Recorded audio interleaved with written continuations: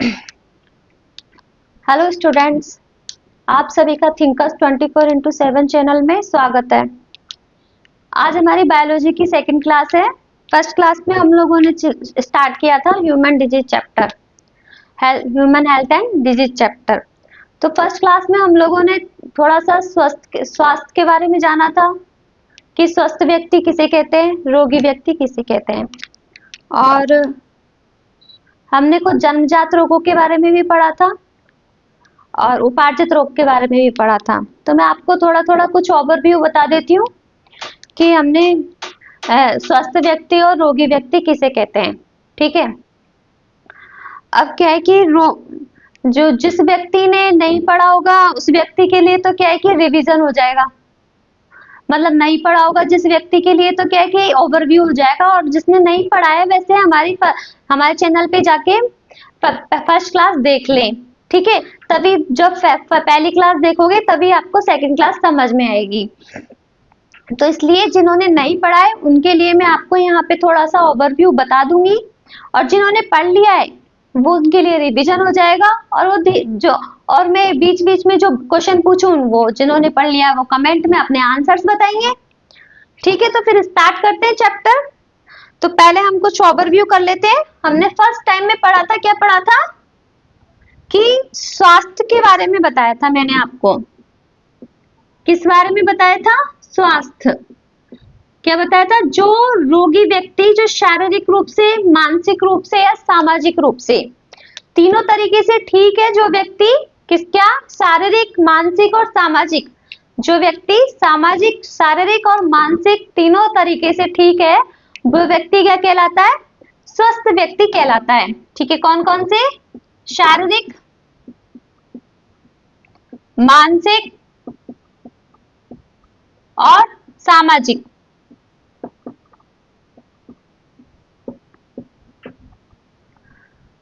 और रोगी व्यक्ति क्या है? इनमें से किसी भी एक में किसी भी कारणबद्ध अवरुद्ध हो जाता है, किसी भी कारण से कोई भी एक, तो क्या कहलाएगा वो व्यक्ति? रोगी व्यक्ति, यानी कि बीमार है वो व्यक्ति।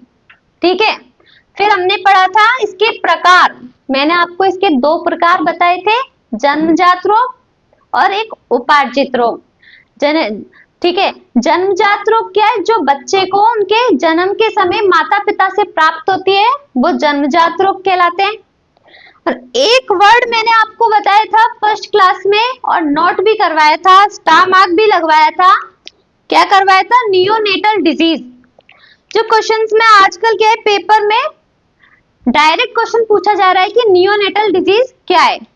नियोनेटल डिजीज क्या है? एक आनुवांशिक बीमारी है जो कि बच्चे को प्रेगनेंसी के फर्स्ट मंथ में अपनी माता से मिलती है।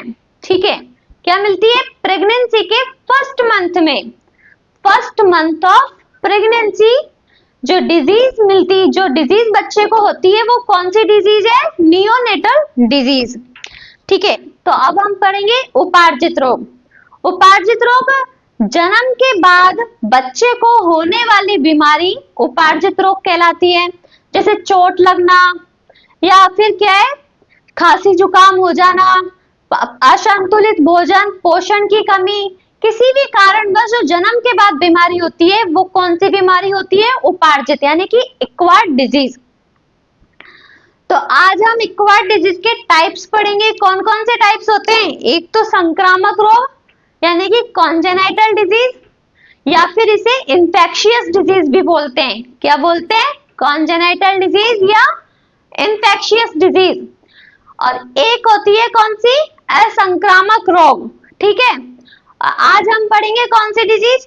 कॉन्जेनाइटल डिजीज यानी कि इंफेक्शियस डिजीज। ऐसे रोग जो एक व्यक्ति से दूसरे व्यक्ति में फैलते हैं वो कौन से रोग होते हैं? संक्रामक रोग। और जो फैलने का कारण बनते हैं, जैसे मिट्टी से, पानी से, किसी भी कारणवश एक व्यक्ति से दूसरे व्यक्ति में फैलने का जो भी कारण बनता है उसको क्या बोलते हैं? रोग कारक, यानी कि इंफेक्शियस एजेंट या फिर पैथोजन। ठीक है, क्या बोलते हैं? जैसे किसी व्यक्ति को खांसी हो रही है मान लो, और ये क्या है कि स्वस्थ व्यक्ति है, ठीक है, क्या है, स्वस्थ। अब जैसे ये व्यक्ति, स्वस्थ व्यक्ति रोगी व्यक्ति के कांटेक्ट में आया तो उसको क्या है कि खांसी हो गई या जुकाम हो गया, कुछ भी हो गया XYZ, तो वो क्या कहलाएगा, संक्रामक रोग। और किसी कारण से तो फैलेगा, ऐसे तो नहीं, या तो छींक लगी उसे तो हवा से, या उसने उसका ऊठा पानी पी लिया तो पानी से, तो पानी, मिट्टी, किसी भी जरिए जो फैलता है उसे क्या बोलते हैं, रोग कारक, ठीक है। रोग कारक में जैसे विषाणु भी हो सकते हैं, जीवाणु भी हो सकते हैं, हमारे फंगस भी हो सकते हैं, ठीक है, प्रोटोजोआ, प्लेटी हेलमिंथेस, कुछ भी हो सकते हैं, जो हम सब पढ़ेंगे, वन बाय वन पढ़ते जाएंगे। तो ये क्या है कि क्या बोलते हैं, पैथोजन या इंफेक्शियस एजेंट। तो आज हम कुछ क्या है, संक्रामक रोगों के बारे में जानेंगे, मानव में होने वाले कुछ संक्रामक रोग, ठीक है। कौन कौन से रोग हैं वो जानेंगे। तो आज हम लोग विषाणु जनित रोग स्टार्ट करेंगे, ठीक है। कौन से, विषाणु जनित रोग। रेखा हमें, मैंने आपको एक ट्रिक बनाई है, रेखा हमें हिट करके पोइचे छोड़ गई।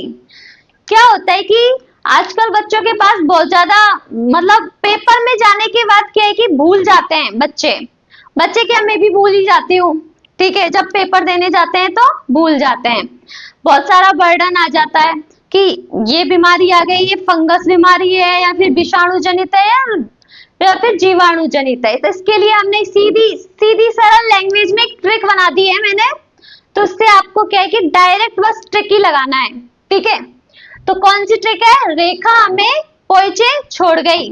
तो रेखा में रे से रेबीज, खे से खसरा, रेखा हमें, है से हर्पिस, में से मेनिंजाइटिस, है से हेपेटाइटिस, पो से पोलियो, ए से एड्स, चे से चेचक, छ से छोटी माता, डे से डेंगू बुखार, जिसे हड्डी तोड़ बुखार भी बोलते हैं। कौन से विषाणु से फैलती है, एडिस से। किससे, याद रखना, एडिस से। आगे पढ़ेंगे हम पूरा इसका। जैसे गलसुआ, ई से इन्फ्लुएंजा, ठीक है, इन्फ्लुएंजी विषाणु से फैलती है। गलसुआ यानी गलसोल, इसे मम्पस भी बोलते हैं, ठीक है। अब कल की क्लास में क्या है कि हम लोग हेपेटाइटिस के बारे में पढ़ेंगे, तो मैं आपको ओवरव्यू करवा देती हूँ आज के। हेपेटाइटिस क्या है, हेपेटाइटिस में सबसे ज्यादा यकृत प्रभावित होता है, लीवर। हमारे शरीर के और भी अंग प्रभावित होते हैं, जैसे ऊतक या कोशिकाओं में सूजन आ जाती है, ठीक है। अगर ये ठीक नहीं होता है तो फाइब्रोसिस या सिरोसिस जैसी बीमारी में परिवर्तित हो जाता है। हेपेटाइटिस के 3 प्रकार होते हैं, कौन कौन से, ए, बी और सी, यानी कि HAB, HBC, sorry HBB, HCV। ये दोनों वैक्सीनेशन से ठीक हो सकते हैं, इसका कोई इलाज नहीं है, ठीक है। ये दोनों क्या है, ए और बी, वैक्सीनेशन से ठीक हो सकते हैं और इसका कोई इलाज नहीं है। और आपको क्या है कि हमारे जो ये बायोलॉजी के टॉपिक है पूरे के पूरे, जैसे टॉपिक खत्म होगा इसके नोट्स मिल जाएंगे आपको किस पे, थिंकर्स 24/7 चैनल पर, टेलीग्राम पर। आप टेलीग्राम पर जाकर जुड़ जाइए हमारे, वहां आपको MCQs भी मिलेंगे और चैप्टर भी मिलेंगे। तो हम आपको जैसे टॉपिक खत्म होगा इसका MCQs प्रोवाइड करवा देंगे और नोट्स भी प्रोवाइड करवा देंगे। तो आज की क्लास के लिए बस इतना ही, कल क्लास लेंगे फिर 3rd क्लास की। तो थैंक यू, बाय।